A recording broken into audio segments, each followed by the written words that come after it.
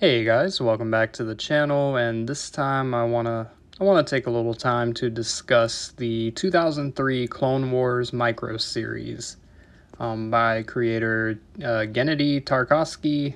Hope I'm not butchering the name too bad, but I gotta talk about this show because this show was such a defining era of my childhood as a Star Wars fan. I mean, going back and rewatching it today, I think this is some of the best material that we have in the franchise. I think these shorts were so well done, and at the time, they came out basically between Attack of the Clones and Revenge of the Sith, and the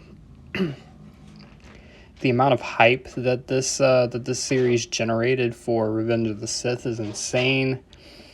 It introduced new characters like Dirge, who is, I think, still a fan favorite. That whole fight scene with Obi-Wan was phenomenal. This was also the first appearance of General Grievous, and this was the badass, coolest version of Grievous we've ever gotten. This was Grievous the Jedi Hunter, Grievous, this fearsome, almost unbeatable warrior, and getting to see that for the first time was jaw-dropping. So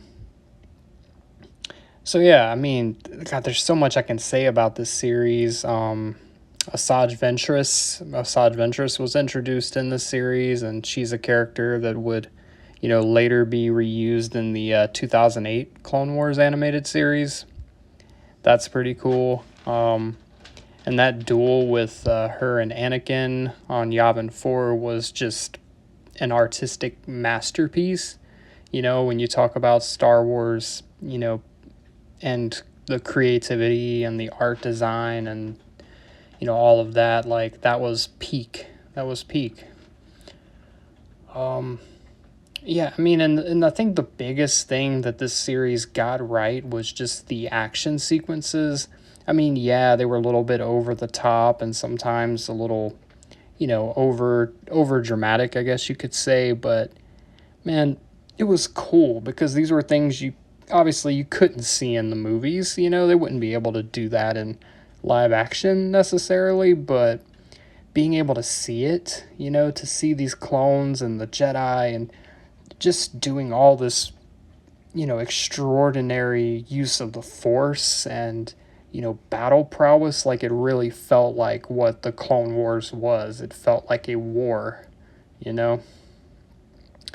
You have these generals leading their soldiers into battle, and there's casualties, and there's, hardship, and you lose your comrades, and I think it did a really good job, even with like a short runtime, of capturing those ideas. And they were all kind of mini story arcs. It was a little bit anthology style. Some of the shorts, were kind of one-off stories. Other ones, were two or three different, episodes. But look at Yoda riding a Kybuk into battle. I mean, where else are you gonna see that? Like, that's cool, you know.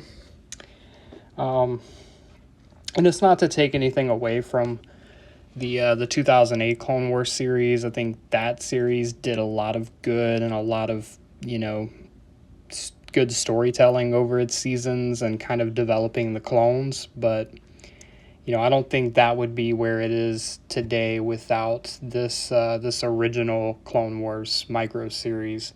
I think there were definitely things that inspired the 2008 series, and I think there are things that last in Star Wars today. All the cool character designs and the different aliens and the world building. Like, again, when you can world build with a short runtime and even like very minimal dialogue, like there were many of the shorts that didn't even have dialogue. They were mostly silent. It was great visual storytelling. And Star Wars is a place where visual storytelling can really thrive. and that's something that this series did extremely well.